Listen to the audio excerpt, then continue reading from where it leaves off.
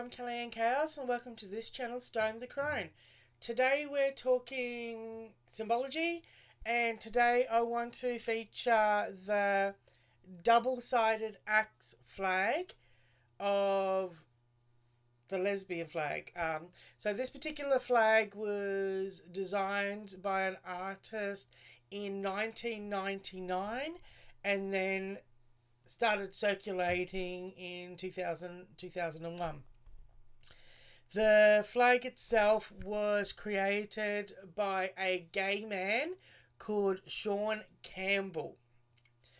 In this video, I'm going to look at what Sean Campbell says about the flag himself, as well as give my interpretations and what I see in the symbology of the flag as well. I personally find this to be an extremely beautiful flag, but it has controversial elements to it, which we'll discuss as we go through. So, again, I will apologise for my complete utter ockerness. Ocker is our accent, Australian accent. So I probably do murder a lot of pronunciations to things because sometimes I don't hear them being said. I've just been able to read them. So please bear with me there. So the Labry flag, which is a double-sided battle axe. It sits in a reverted triangle, so a black triangle, which I've mentioned before is the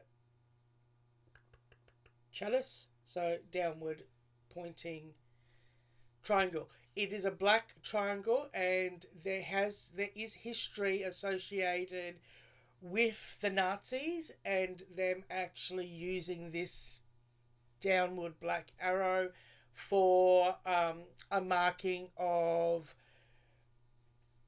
undesirables or antisocials, which actually did include lesbians. So there is a little bit of a controversial with that. The background of the flag is a violet, as the symbol is associated with female goddesses and the priesthood. He literally says that he's taken it from the Amazonians and as one of the weapons that they used. So that's what he's saying. So it's sort of like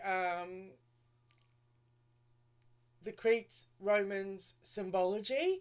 It's in there. Most people are familiar with the bow and arrows of the Amazonian and the cutting off one boob, the right hand boob, the right hand breast, in order to manage their long bows better, also while riding horses. The double-sided axe Labry is normally more associated, from my understanding, with the goddesses themselves, not so much just the Amazonians. So you've got Zeus, and then you've got Ares, and the Amazonians were the daughters of Ares. So that's explains sort of their warlike nature. It is also mentioned that there was a pink triangle associated with, through the Nazis and their symbology, with how they marked people and associated with gay men. So what I think annoys me and upsets me a little bit is we go and look at symbols and we go as far back as the 40s. The Nazis used them, so we're throwing the baby out with the bathwater now. It's like no symbols existed before the Nazis came along and manipulated them. Now, I'm very, very interested in the occult, as I've mentioned before, and last year while I was quite ill, this was a surgery that went completely wrong, and this was a surgery they do a lot of, which left me in and out of emergency, and literally I lost about 4 or 5 months out of my year. So I had been given this lovely, lovely book by my lovely, lovely husband as reading while I was unwell. And I really enjoyed this book. Like, it was a refreshment in a lot of ways to stuff that I had already known and stuff that I'd already looked in, like the Thrale Society and the different occult societies. It actually mentions the man who was Stalin's actual occult advisor in here. So they use, like, the swastika is a power sigil, and you go back, it's an ancient power sigil which is about power, and they have taken it and actually inverted it and put it out of kink. So there's a lot of taking symbols and manipulating, perverting them, and rebranding them. There was a lot of that going on. They knew what they were doing with their symbols. They certainly weren't naive in the way that they were placing their symbols, and especially when they were placing it on people. Like, it was a deliberate thing. So when you've got, and I will put it into the video, there was a lovely little graph, and I don't read German, so... Okay, I'm butting in on myself here. It's editing Kelly Ann here. The reason why they would have attached the feminine chalice symbol to these people is to demasculate them. So using that vibrational archetypal occult energy, when you see I'm going to show you a little graph thing that they actually use, and you'll notice that the majority that they are marking people with in World War II is the upside down inverted triangle with the point to the bottom, the chalice, the yoni. That's what so it is a deliberate demasculization. The other book I'm going to sort of is this one here, which is the Keys of King Solomon. Now, you'll hear the Seal of Solomon. We'll be seeing they call the Star of David, but David didn't have a star from what I understand and what I researched. So what they call the Star of David is actually the Seal of Solomon. It's made up of 2 parts, and one part is the upward facing triangle, and the other part is the downward facing triangle.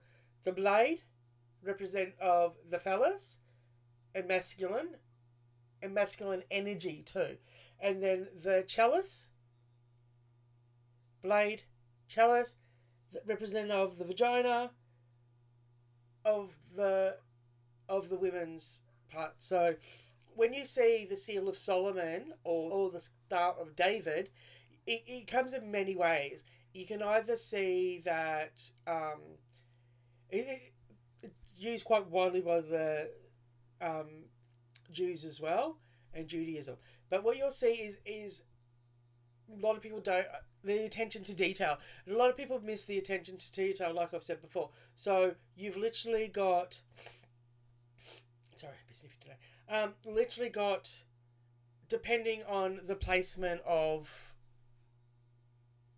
the 2. So you could have, say, maybe the masculine triangle laying over the top of the feminine triangle, which shows the dominance of male over female.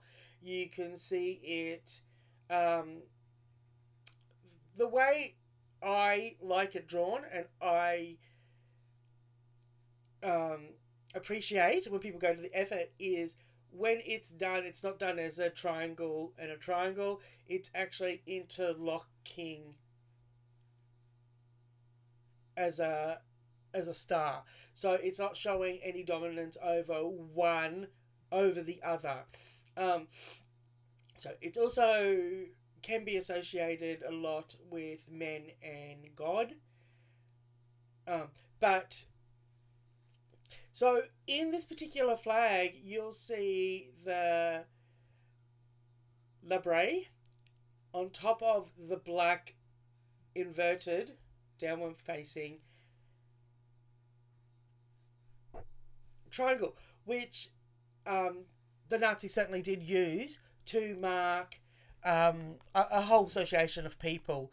It was, let me just get this right. It was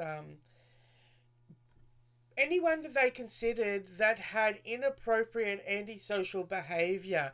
So this was thieves. It was gender non-conforming women.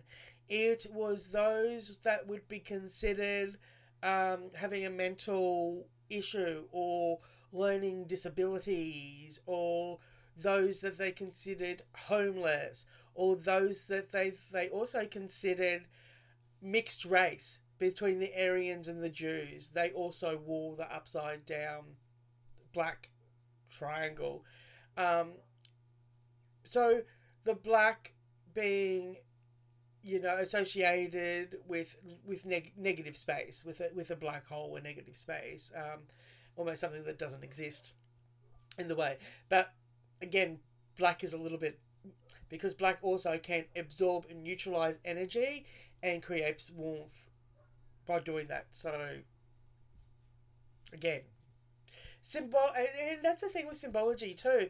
There is like multiple meanings to one sort of thing. So, for example, an owl. People will say to me, oh, "An owl is just like such a good symbol," and I'm like, "Is it?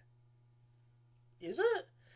Because yes, an owl means wisdom, but how did you get that wisdom? An owl can also have 100% attack rate, and it literally throws its wings over and covers its prey. So when I see the owl, I put it in context to the rest of the symbols that are with it, to the story that it's telling. And the same with this. Because we've got a gay man that has done the art for this flag, people sort of don't like it as much for that. We've also got this black triangle that the Nazis basically branded people with, and especially lesbians with, and that is the fact. People sort of don't like the negative connotation to that. You've got the violet in the background, and the violet apparently represented the violet flowers, which apparently that this Sean says the violet flowers is a symbol of lesbian love. Well, I find that kind of interesting because I personally find the violet flowers as a part of the Suffragettes, thing. That was a colour they used, and I will go as far as saying the European Suffragettes. If you've not seen the Fantastic Suffragette movie, this was something that they gave the women who did a stint in jail for the cause of the suffrage movement. They would give them a little bouquet of violet flowers as a sign and an acknowledgement of their first stay in jail for the suffrage movement.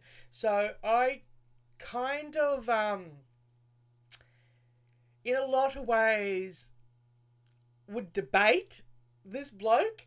I don't know his symbolic background, and I would almost debate some of the stuff that he's actually got here. The violet to me is definitely a representation of woman, the women's struggles, and the suffrage movement.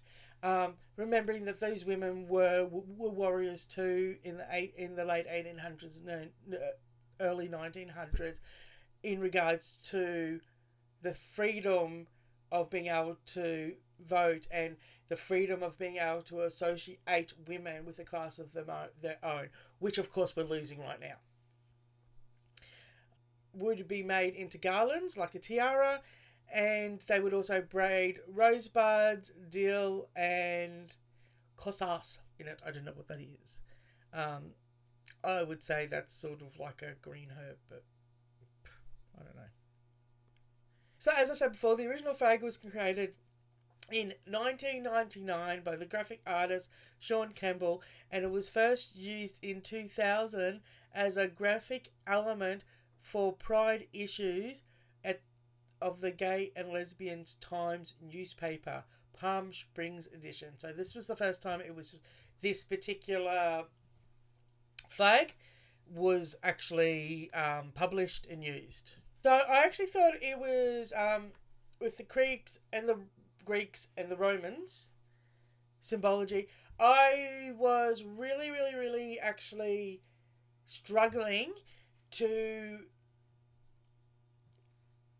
find clear.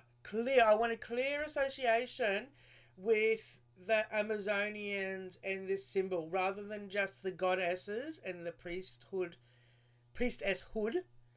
Rather than just the goddesses and the priestesshood, I literally wanted to find something that backed up this Amazonian idea.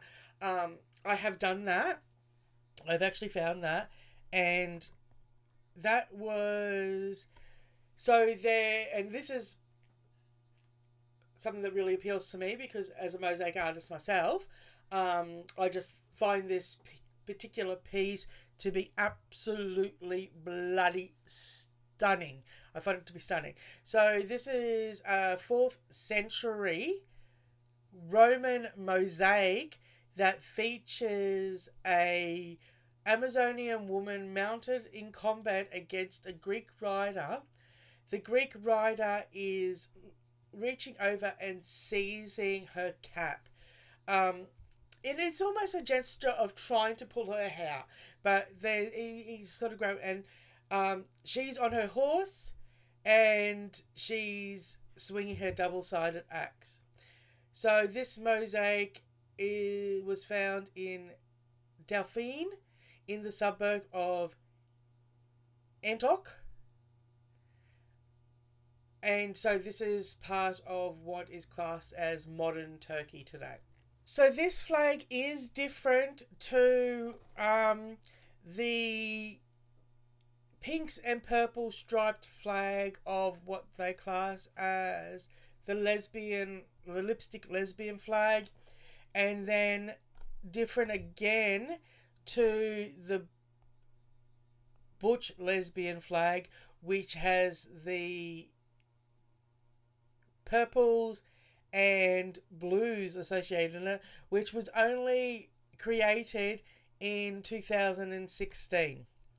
The double-headed battle axe in itself signifies the authority of female godliness, the authority of women, and the matriarchy.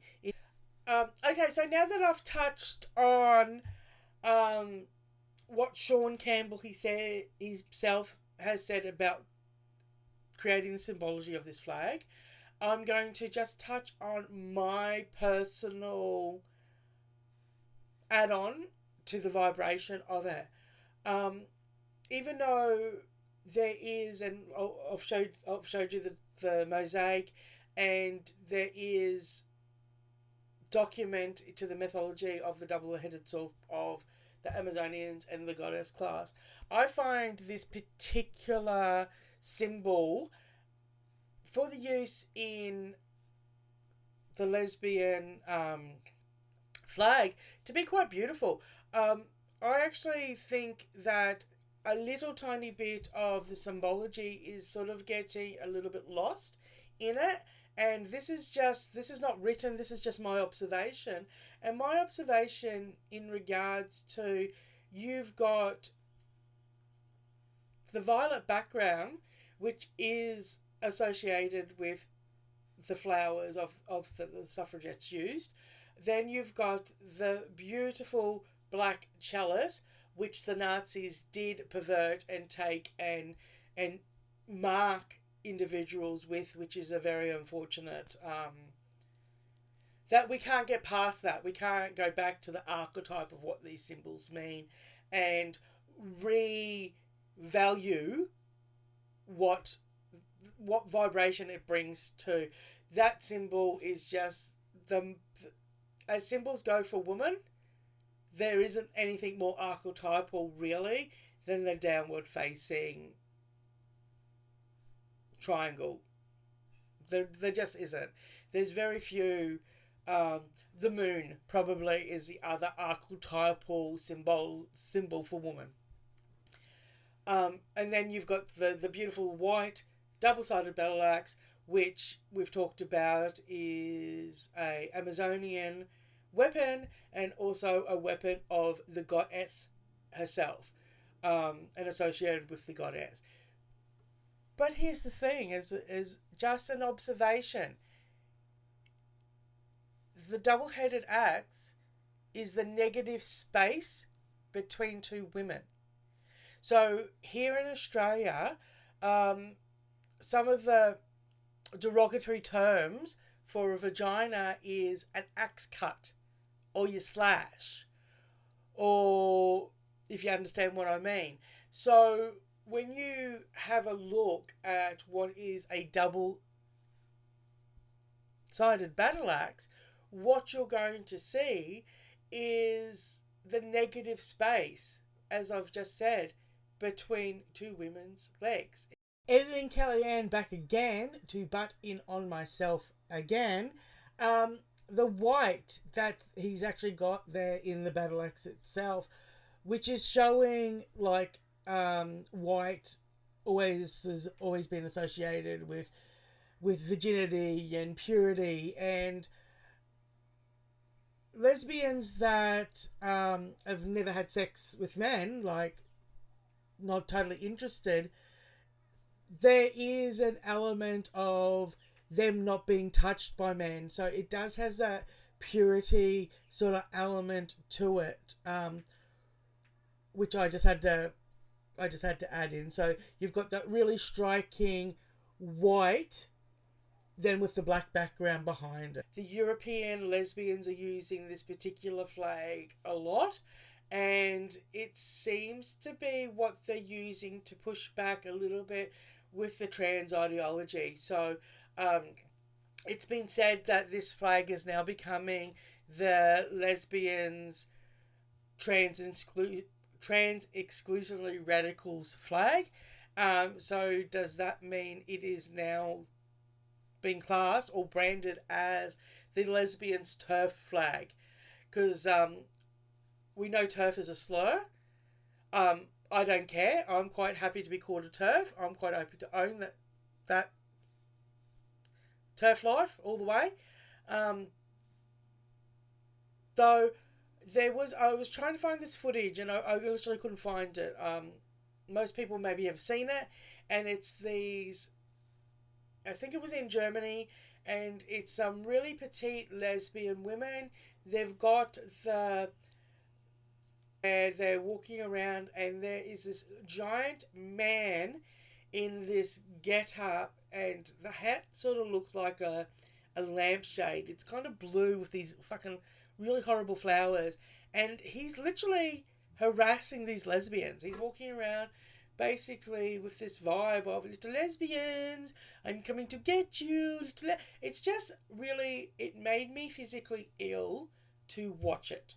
And as I said, I adore this flag. I adore the way it has been put together. I personally wish I had designed it. That's how much I love this flag. It is a shame that a gay man was the one that designed this particular flag. Wish it was me, but it wasn't. Would have loved to have seen the design itself and the symbology that was put together come from a woman, come from a lesbian themselves. Unfortunately, that hasn't happened. Anyway, I'm going to end this stream there. I think I've covered everything that I wanted to cover on this particular symbolic breakdown. I hope you've enjoyed that today. So I'm going to love you now. I'll talk to you later. Remember, stay loud, my friends. Stone out.